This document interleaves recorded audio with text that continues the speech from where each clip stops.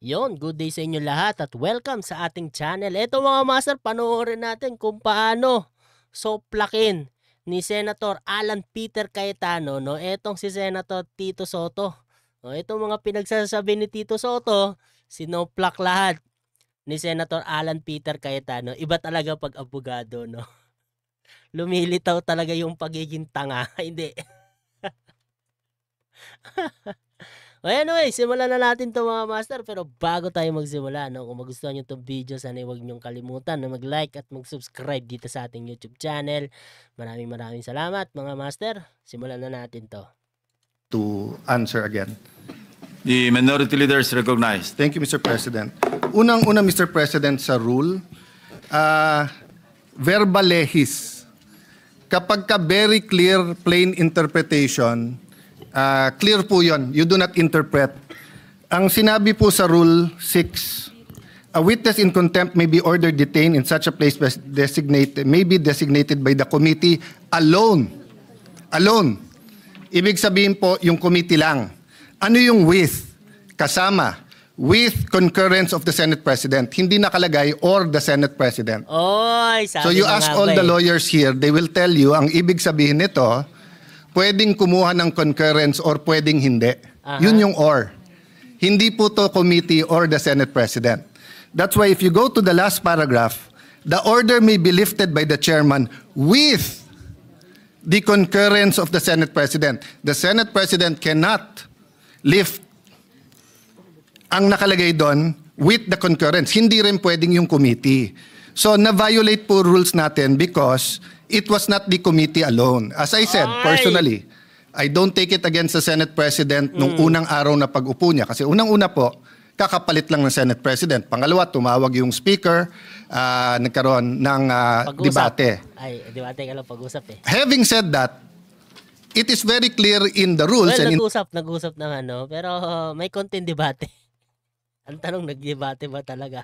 The Constitution, meron Supreme Court cases yan, that the plenary is supreme. Even the Senate President said, di ba, primus inter pares, he's just the first among equals. Equal tayo lahat. But of course, he represents the Senate. So when the plenary decided to put him in Pasay City Jail, ang makakalift po niyan, hindi po yung committee, hindi po yung Senate President, it's the plenary. So we violated our rules. That's why we stood up to correct. Okay, let me go now to the witness protection program. Let me first mention, I love the humility of the Senate President in the sense na sinabi niyang opinion niya yon, and of course the Constitution guarantees him his opinion. But let us remember, Senator Tito Soto before Monday gave the opinion of a senator. But after Monday, he's giving the opinion of the Senate President. There's a thin line Tama. between the opinion of the Senate President for the Senate and the opinion of Senator Tito Soto. Iba talaga pag abogado, di ba? Iba talaga pag abogado. Di ba? Huli niya kagad. Iba eh. Di ba? Iba eh. Senate President ka na nun eh. Both are valid. He always studies. He always knows what he's talking about. But magkaiba po yun eh. Magkaiba yung dinidebate ko siya sa opinion niya at yung opinion ng Senate President bilang Pangulo ng Senado. So for example po, Mr. President, and let me address then Senator Kiko, although in a sense it's none of my business because he was manifesting that in the Blue Ribbon Committee. Iba po ang Witness Protection Program, Section 3, Admission in the Program. Iba po yung Section 10, State Witness. Iba po yung Section 17, Discharge of a State Witness. Yung pong sinasabing he does not appear to be the most guilty, yan po ay tatanggapin natin pag state witness na wala po tayo doon. Nandun pa lang tayo sa Section 3 Protection. So let me make that clear ha. Kasi po ang nasabi ng Senate President, paano yun yung perception ng tao, most guilty sila. First of all, I don't agree. Kaya nga nagrarally, alam ng tao may mastermind sa likod nila. Di ba? Napakagaling naman ng Diskaya na pati BICAM, pati budget, pati everything. Sila ba nagpapatakbo ng gobyernong Pilipinas? Tama, Diba? o diba? Tama 'yun. 'Di ba? Merong hari na nagko-control sa kanila. Hari-harian. Hindi sila yung most guilty dito. Most guilty kung sino yung nag-utos. 'Di ba? Sino yung tumarantado? Sino yung naglagay sa kanila sa ganung klase ng posisyon? 'Di ba? Isipin nyo bilyon-bilyon yung kinita ng Diskaya, so paano pa yung mga nasa itaas nila? Kaya yun yung most guilty. They probably could be one of the most guilty na may kasama sila. Tama? Pero it is very much possible na may mastermind behind them. At hindi lang po sila ang may ghost. So kung sila ang mastermind, then ibig sabihin, for example, ano pa? Wow.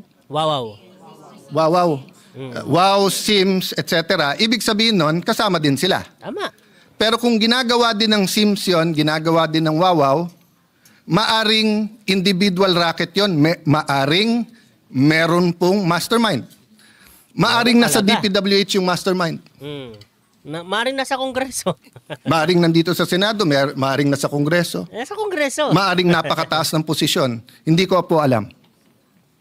But assuming for the sake of argument, perception ng tao.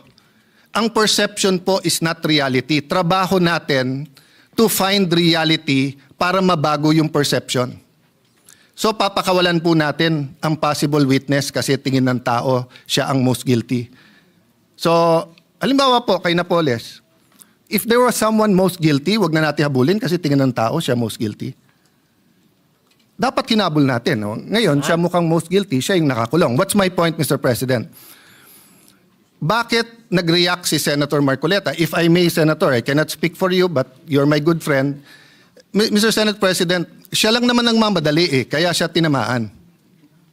Pero tama na magdali siya. Bakit buhay Pag sinabi ng isang witness that his life is in danger, whether we agree with that witness or not, we have to protect their lives. Tama. Yun yung point. Kahit payag tayo o hindi. Kahit tingin natin nagsisinungaling o hindi. Bakit po? Okay, number one, wala pong magnanakaw na hindi sinungaling. Kaya nga ang kapatid ng magnanakaw ay sinungaling. Bakit po? Ghost project. Pinirmahan mo na may project So nagsinungaling ka na may project kasi wala Tama. Di ba? Ninakaw mo, hindi sa'yo yun.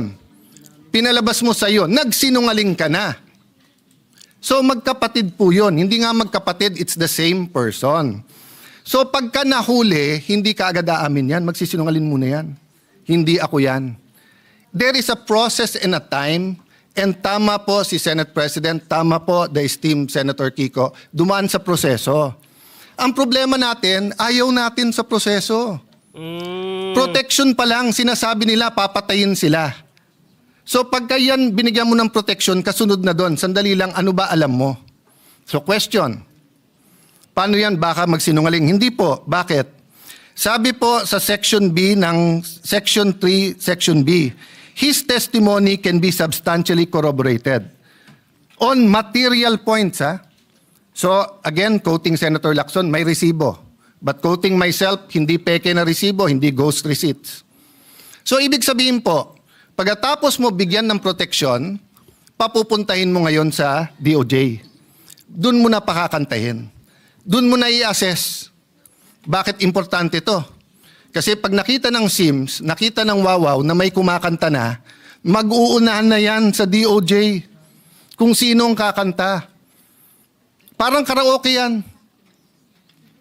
Pag hindi pa naka-on at wala pang may hawak ng mic, walang gustong kumanta. Tama. Pag kinuha na ang mic at kinanta na yung My Way, agawan na sa mic yun. Tama. Habang walang kumakanta kung sino ang mastermind dito, wala, liligawin po tayo. Ngayon, I feel for the Senate President, if part of him feels we're wasting time, may I admit, Mr. Senate President, dear colleagues, part of me feels that we might be wasting time. Bakit? Instead of using this to find the mastermind. Senator Lacson, I appreciate what you've been doing. Having said that, let's go back to the rules. Pag binigyan mo ng protection ng mga Diskaya, at hindi sila magsabi ng totoo, that can be corroborated in material points. I-discharge mo sila, bahala sila sa buhay nila. Tama. Pero may mga techniques yan. Sa ibang bansa, yung kanilang Attorney General, DOJ, sasabihin yan, paano yan, kumakanta na? O kaya sasabihin sa Diskaya, papakawalan ka namin, walang protection, pero ipagkakalat namin, sinabi mo na sa amin, ayaw mo lang pirmahin kung sino ang mastermind. So, there are different techniques that are legal to ferret out the truth. Pero hindi naman pwede pong, sabi nga ni Senator Escudero pag binanggit ang congressman, hindi credible. Pag binanggit ang senador, credible. Pag binanggit 2022, papunta ngayong credible, hindi binanggit. I myself think dapat banggitin na 2016. Ba't banggitin nyo rin 2010 to 2016? Wala naman nagsabing graft-free ang DPWH noong 2010 to 2016 Sa bayan namin, contractor, congressman, doon na uso yung sheet piling 2010 to 2016. Bago noon, walang sheet piling sa Taguig. Pero yung sheet piling na isa sa mga pinaka-corrupt ways of flood control, nangyari po to 2010 to 2013 or 2016. So let's get to the bottom of it. But let's follow the law. Yung state witness, malayo pa yon. So nung una ko nabalitaan, kailangan state witness, I disagreed with Senator Marcoleta and went up to him and said, Boss, baka magkaiba tayo ng opinion kung dapat si Diskaya. Pero tama nga siya, wala pa tayo dun, nasa protection pa lang Hindi pa natin naririnig kung anong sasabihin nila. Ngayon, kung, hindi ko na itutuloy, pero yung initials na lang, kung BS ang sasabihin sa atin, bullshit sila. I-release mo sila ulit. Diba? Pero paano po kung willing sila magturo? Last point. Iba po ang discharge of the accused to state witness. I think it was JV Hinlo sa Facebook na nagsasabing, remember, hindi all or nothing to. Pag state witness ka, hindi ibig sabihin, totally discharged ka na. Pwedeng halimbawa, imbis na 5 habang buhay na pagkakulong, 1 habang buhay na pagkakulong ka na lang. Ngayon yung dapat 5 reclusion perpetuo pero yung 1 buhay na pagkakakulong, that's enough. Sinasabing kailangan isoli yung pera, I agree with that. 100% dapat may restitution. 100% dapat ibalik. Sa Biblia nga, doble pa dapat ibalik. Ito lang po ang tanong. Wala sa batas yun Wala sa batas. That's a matter of public policy. So what does it... Dalawang abogado na nagsasabi, Soto, wala sa batas. Ay, nako. Aral-aral din kasi pag may time. Patawag mo muna yung mga Diskaya o anong willing nyong gusto sabihin. Okay. Makorroborate nyo ba? Ibig sabihin, meron bang resibo yan? So sinabi mo, eto binigyan ng 30%. Nasaan yan? Kasi hindi ko na po babanggitin ngayon Or babanggitin ko na po ngayon. Sa Taguig, may project po ang mga Diskaya. Open bidding Pero kung hindi ako magkakamali, sa Pasig, meron din pong project ang mga Diskaya.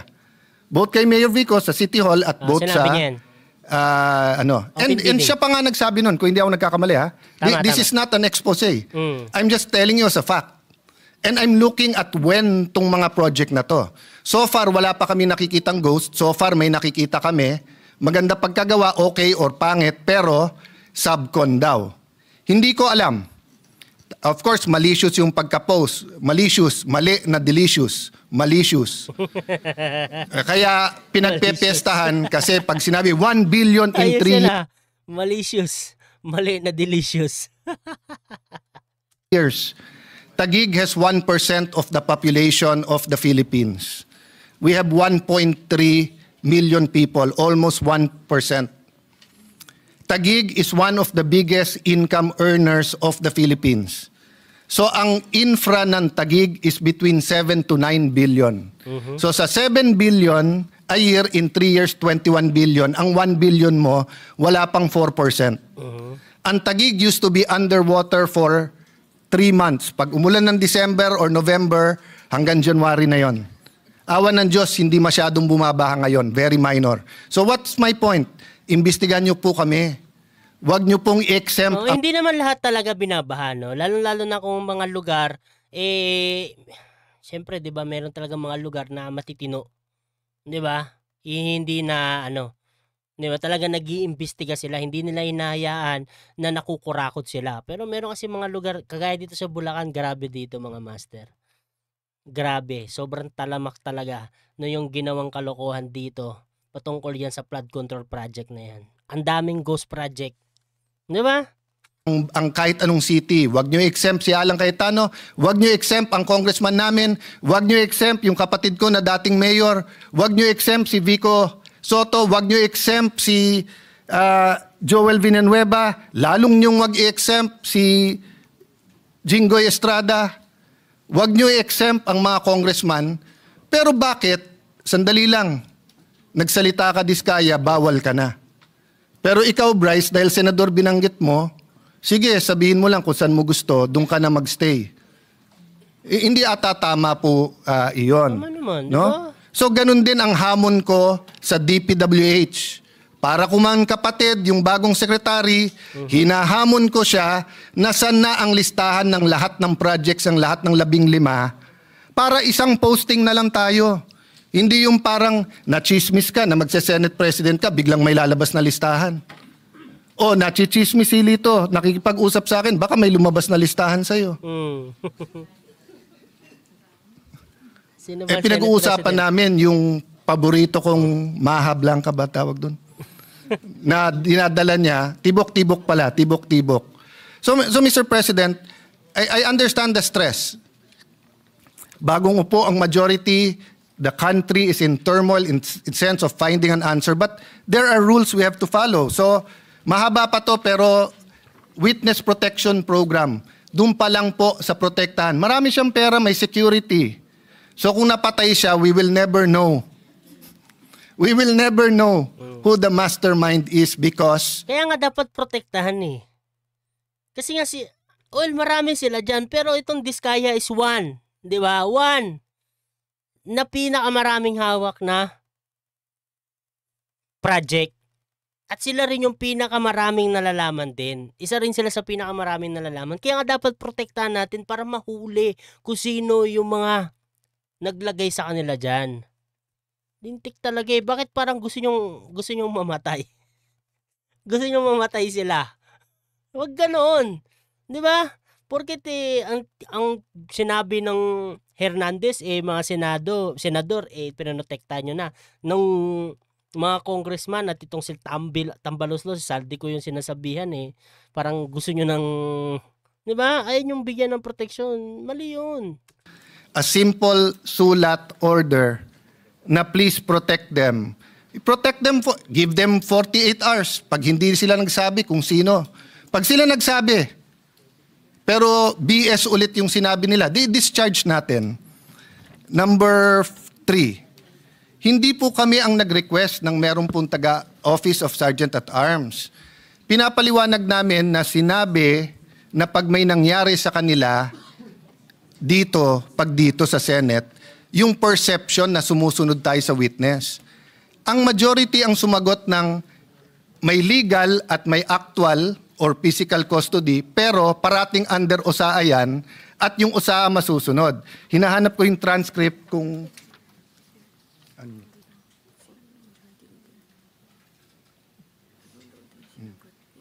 Yeah. Okay, anyway, hinahanap ko kung nabanggit na meron taga-OSAA doon. Pero nabanggit ko, I know, wag na tayo mag-ubos ng oras to look at the TSN. Ang concern namin, sinong magko-coach o kakausap sa kanya doon. Don't worry, mahigpit ang rules, di ba? Tapos nandun ang USAA, wala nga yung USAA doon . So yun ang point namin. Hindi po namin krinikriticize ang USAA, hindi namin nahanap. Pero napakabigat ng ng mga allegations dito . So yung integrity ng witnesses, napaka-importante. Opinion, I agree with you, Mr. Senate President. Dapat hindi dapat hindi tinatamaan. Nabanggit nyo, devious, ibig sabihin, makademonyo, yung plot na magkakaroon ng bagong Senate President. Unang-una, ang nagbanggit na mag-ingat sa coup ay kasama nyo sa majority nung Thursday dito. Hindi kami sa minority. Tama. Si Ping Lacson ang unang nagsabi noon. Di ba si Ping Lacson? Ito talagang tong si Tito Soto din kasi. Pangalawa, 2007 pa ako. Parang sinabihan mo si na demonyo. Kademonyohan yung nagbabalak na palitan kagad yung Senate President. Si Ping Lacson nagsabi nun Ikaw naman, kasama mo yun Pero daw ako against kay Senator Ping Lacson, no? Well, kung papipiliin niya dapat si Senator Ping Lacson ang Senate President, hindi si Tito Soto Mas okay si Senator Ping Lacson, di ba? Nandito sa Senado, wala pa akong nakitang minority dito na ayaw maging majority. Si Coco Pimentel, tuwan-tuwa sa magiging minority pero gusto niya maging majority at gusto niya maging Senate President. Sa 24 sa atin dito, baka si Lito Lapid lang ang ayaw maging Senate President. Pero baka gusto mo rin. Pwede rin. Oh. So, 3 na lang kailangan natin, Supremo. Gag. Harap-harapang kudita to, gag. Supremo. Harap-harapang kudita yan, O, 3 na lang kailangan. Senate President ka na. Sinaulo din to si Cayetano, Harap-harapang kudita yan, Wag ganun, gagi. 9 na kami, pang 10 ka, 3 na lang, 13, Supremo. Okay. Sino dyan? Sino?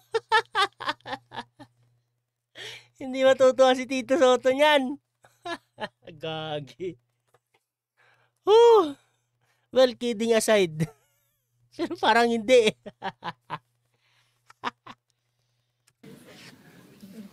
What's my point, Mr. President? Hindi po kami ang nagsabing may plot. Alam niyo po kung nabasa ko to sa Facebook, napakaganda. Sabi niya, what is the difference between stupidity and intelligence?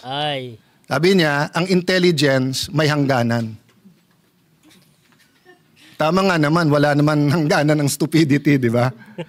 So tanong ko sa inyo, mga kasama ko, sa minority man majority, sinong tanga na magkuku tapos i-announce tapos ilalagay sa Facebook na may numero na sila? Tama. Gagi. Di ba? Tama. Wala naman magkuku. Tapos i-announce, tapos sasabihin na meron. Siyempre, lahat tayo may supporter, kinikilig yun. O ilabas natin bukas na si JB Ejercito ang magiging Senate President, kikiligin po ang mga supporter ni JB Ejercito. Tama. Ilagay po natin na si Jingoy Estrada, kikiligin supporter niya, magagalit naman yung galit sa kanya. So, we respect the majority and your prerogatives, Mr. President, di ba? Wala akong kinausap na senador over the weekend. In fact, nahiya ako sa minority because ang paalam ko sa kanila, minority leader. Di ba? But I can tell you straight in everyone's faces with all humility, dahil alam nyo to, you offered me the Senate presidency in 2016. Pero ang kasama doon ay magiging Secretary ay Justice Committee si Leila de Lima na alam kong ang tanging pakay ay tanggalin si Duterte plus other committees that I did not agree with. That was the cost. Hindi ko kayang bayaran yung cost na yon. Hindi ko kayang bayaran yung cost na yon. So, I lost it. Napunta kay Coco Pimentel and it was good for the country. Panay Mindanao. But yun yung cost. Oh, it was offered to me again last month. But sabi ko, hindi ko kayang saksakin sa likod. Kahit sa harap, hindi ko kayang saksakin si Chis Escudero. So humanap ng ibang kandidato. And I think, at this time, Senator Soto has a role to play. And he is Senate President. Di ba? So if and when it is offered to me, it will be in terms that I can pay the cost. Kasi lahat yan may... Naku, ngayon, kaya mo naman saksakin si Soto. Hindi naman si Chis Escudero yan. Senator Alan. Kato kayo. Saksakin mo na. Sa tingin niya magtatagal ba si Tito Soto bilang Senate President? Kasi kung ganyan yung galawan niya, no, pinapakita niya na parang hindi siya fit dyan sa bilang isang Senate President. Well, napatunayan niya na sa sobrang tagal niya na pagiging Senate President, 'di ba? Sa past administration. Pero makikitaan mo talaga na parang walang asenso itong si Senator Soto 'di ba? Parang oh my goodness, ang tagal mo pinagyayabang mo, ang tagal mo naging Senate President, pero pagdating sa rules ninyo, pinapakita mo kung gaano ka ka-weak. 'Di ba? Pagdating sa batas, Poste. Ang hirap maging independent po ngayon.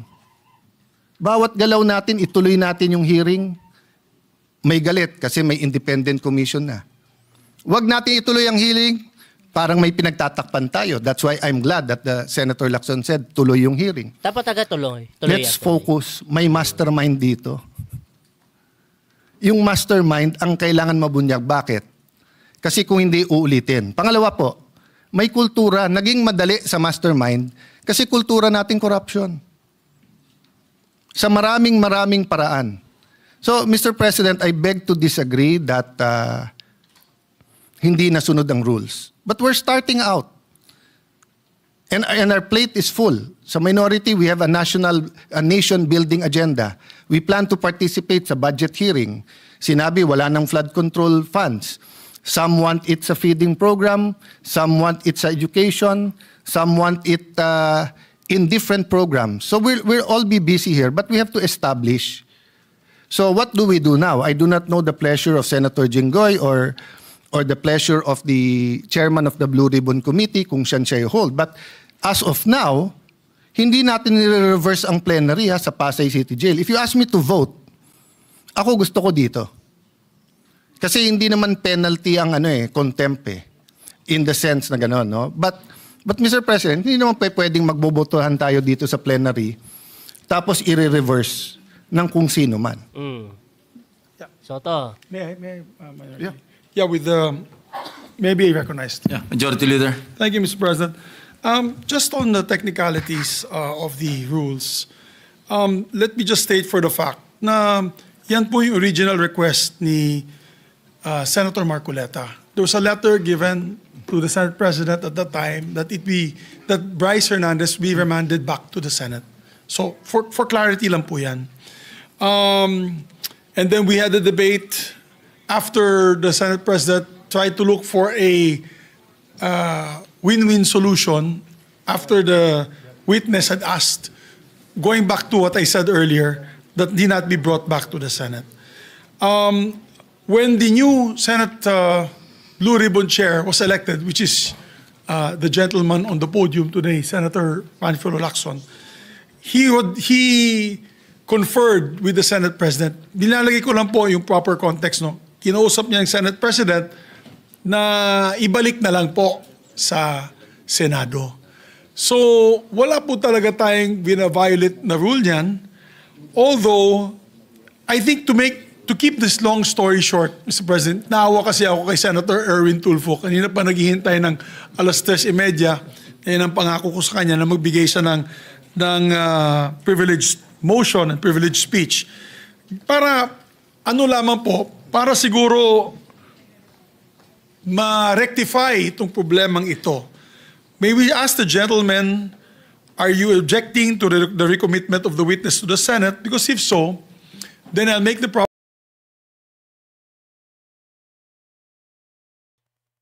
Anyway, mga promotion. Master, no? Gusto nyong panoorin ng buyan kasi na naman din yan, magre-resist na naman din dito yan, no? Nakita nyo na kung ano talaga yung pagkakaiba ng isang abogado sa hindi abogado. So, plak malala itong si Senator Tito Soto dito kay Senator Alan Peter Cayetano. Di ba? Kuditan na yan. Palitan na yung Senate President. Anyway, mga master, dito na lang tayo at maraming salamat sa pagsama sa ating video, no? Kung nagustuhan nyo itong video, sana huwag nyo kalimutan na mag-like at mag-subscribe dito sa ating YouTube channel. Malaking tulong na yan, mga master. Maraming salamat. Hanggang dito na lang tayo. God bless all.